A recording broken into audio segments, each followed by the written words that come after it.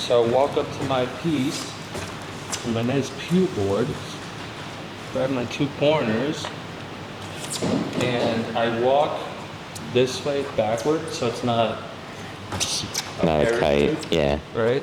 You walk this way. Bring it over the car. Just lay it down nicely. Okay. And now we're ready to start. Let's re-soak everything because we want our film to move. Okay. Right now it's really stuck. Right? Yeah. Look at that. Yeah. That's what we're looking for.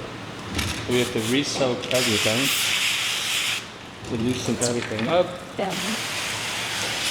So do you find you like it's just there's too much water running off in between soaking the panel down, grabbing your piece, and then you kind of have to like force them to sit under there? Yes. But the other side of it would be if you just left an extra slippery mix on it, then you're not going to be able to get anything tacked down. Be very careful with the extra slippery mix though. Yeah. Because you can create different problems by having it too slippery, where like you'll go to anchor this. Mm-hmm. Let's say you anchor this, you stretch to get to this area, you stretched it, and you have too much slip that this never anchors. Okay. So it just continuously slides off. You have to be like very careful with how much soap you're playing with. Okay, so this is like nice. Okay, so that's what we're looking for. Alright, so for this, there's a place where I really like to start, and it's usually here. Okay. It's because we have two corners, and then 1, 2, 3 flat sides. Okay. So we have 5 things that we can line up, and if we start here lining this up, everything else should fall into place. Okay. If we line this up incorrectly, by the time we get to here, it's 1/4 inch off, 1/2 inch off, a full inch off, and that's when we can start having issues. Okay. So kits are all about alignment.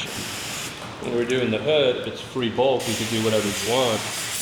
Kits are required, like, hey, you have to follow the kit. Okay. So we're gonna start in this top corner. If you get nice and close, you can actually begin to see, hey, that corner lines up, then this line lines up, then that corner lines up, then this lines up. And so we're in a good spot. Okay. Spray a small amount of your tack. Once you have everything in position, when you want to align this area, once you spray your tack, you actually can't put your fingers here anymore. Okay. Because your fingers will become squeegees, right? So if you want to adjust, you have to adjust from far away. Mm-hmm. An area that still has just soap, so that gives you the freedom to move around. This is what we're lining up the corner, the straight corner, this side. So now it's a soft pass. Let's say a 50% pass. This. Followed up by a 80% pass. So now it's a little bit harder.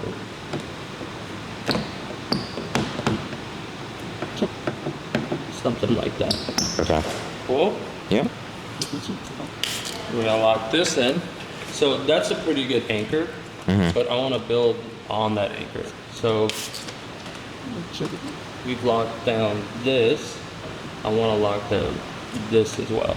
Okay. So we went from 2 inches to now 6 to 8 inches on my anchor.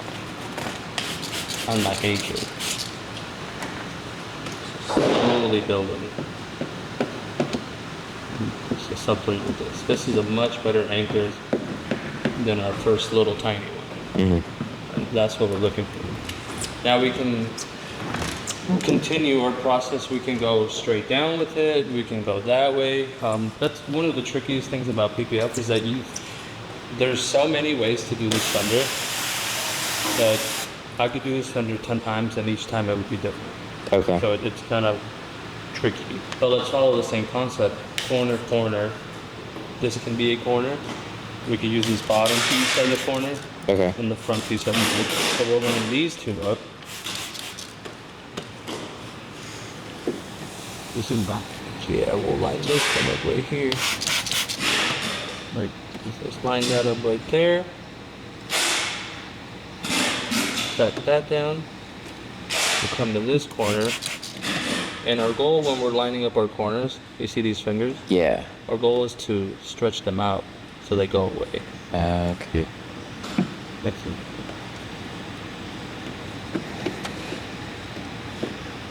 So corners lined up, corners lined up. That finger went away. If we had a finger here, Yeah. like that, once I lined up this corner, that finger would stretch itself out. Okay. That's what's really nice about kits, is it takes away you don't have to think as much. Okay. And I like re-soaping all the time.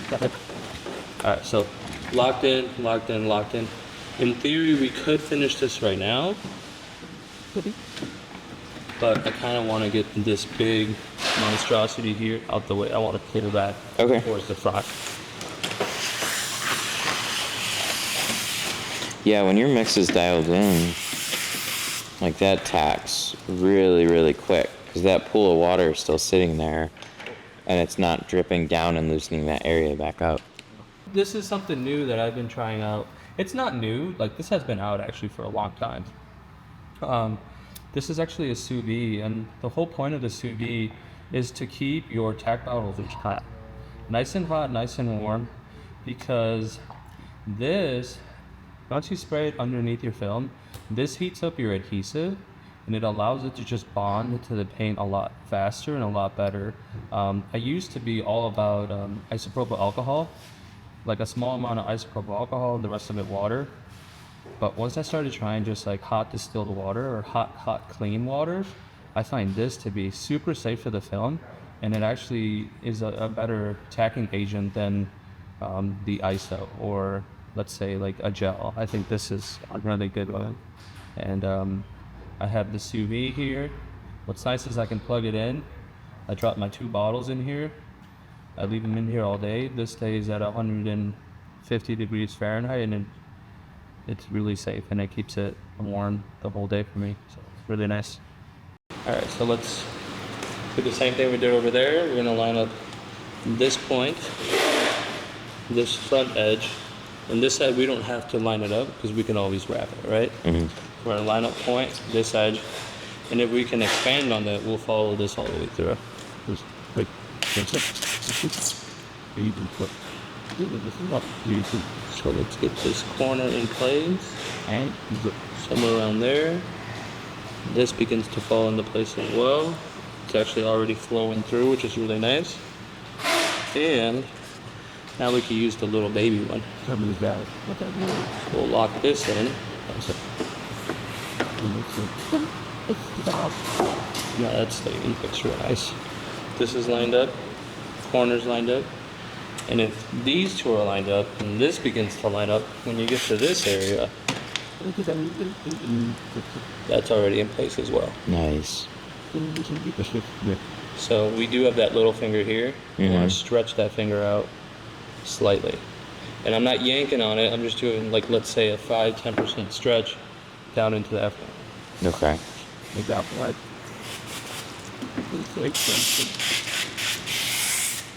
Re-soap everything.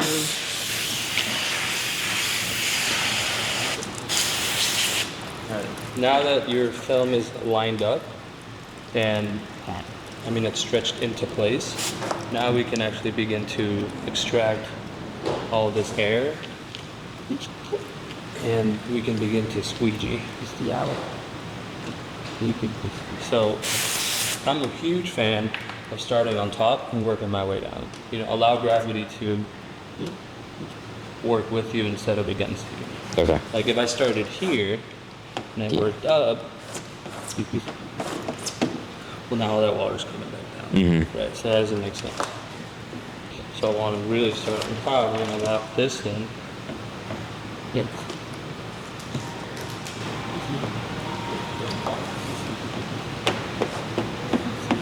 I'm going to work my way down. Yeah. And this is when those 50-50 passes are going to come into play. So now we've finished this section. I would then come in with the towel. I would check this. Make sure I didn't leave a big puddle of water, right? Or I didn't let this continuously flow down in here. Mm-hmm. I want to make sure this is done before I finish all of it. Okay. There's no point in finishing all of it if I accidentally missed a little bit there. Okay. So here we have a little bit of water that's still coming in. Mm-hmm. Spray a little bit of our tack. We will push that out.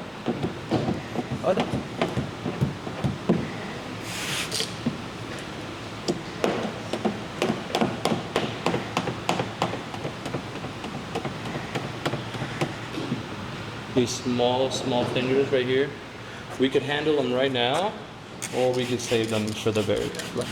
So rinse them. You could let them dry a little bit. Work on, the other parts of them. So something like that.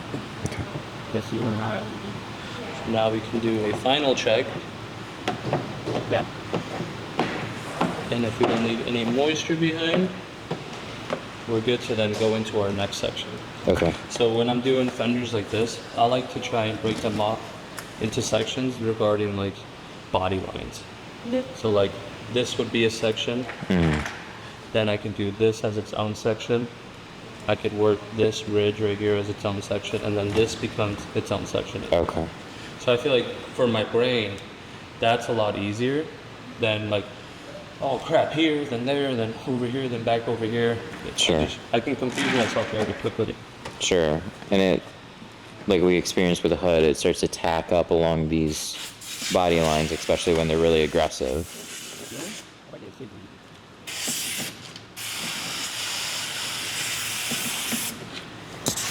Okay. So anytime the film has really been sitting for like, I don't know, like 30 seconds or so, you're always going to re-wet, make sure everything's loosened up. I like having a wet film is a really has film. Okay. So here we'll use the same techniques. We'll start on top. We'll go to this body line,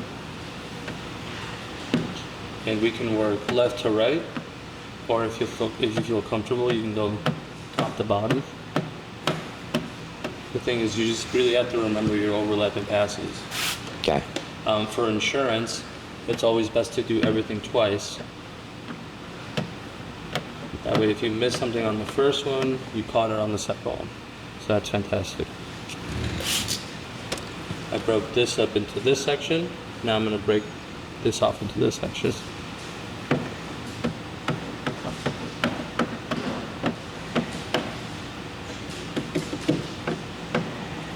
Big pocket of air. Get rid of it. So the film just wants to lay there by itself now. Yeah. That's what we're looking for. That tells me that we've stretched it properly. It doesn't have the wrong tension pulling it in a weird way. It wants to actually be right here. And then for insurance, do everything twice. What? You may notice that on that one, I started following more of a body line, right? So like all my passes kind of flowed. See this body line here? My passes flowed this way. Then this one flowed kind of like this.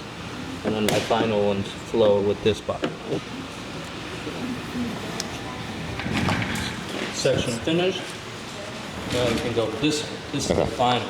Yep. If you wanted to, you can re-soak this. You come in here, get a little spray, get it nice and wet. Look what you can. Work the body line first. Work with the body line of the carpet. Now we got a couple nice fingers. So these are fun. And I teach, let's get all the soap out. And then we'll break these fingers up into smaller fingers. So this one big finger, I want to make two smaller ones. And those two smaller ones, I want to make two even smaller ones. So this one finger, I want to turn into like 8 fingers. Okay. So I'm going to push it down halfway. Now it's 3, 1, 2, 3. But it's making. A couple more. And then these I'll break down even more. I'll go halfway. Now we got 1, 2, 3, 4. I'll call them like 6, 7, 8. Push those even further. And we're pushing this down together as one unit versus Yeah. say, Oh yeah, it's on some good. let's say we had the one finger, and we were like, we pushed everything to the one, and now it's really tight, Yeah. really compressed. And if we try to push that down, we could, but we have so much compression there that even once this dried, it could, in theory, fail because there's too much tension there. It'll want to revert back to its flat original shape.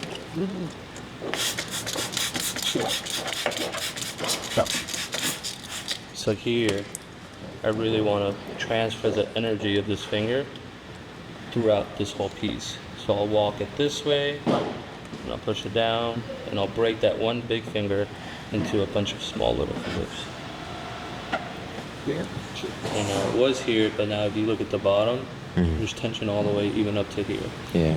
So we broke it up really nicely. Now that is a done Fender. Cool. A lot of little moving pieces, but with reps, let's say I gave you this Fender and I was like, here's 10 Fenders of the same Fender.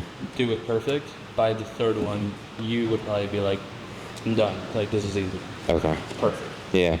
Yeah, this was really straightforward overall.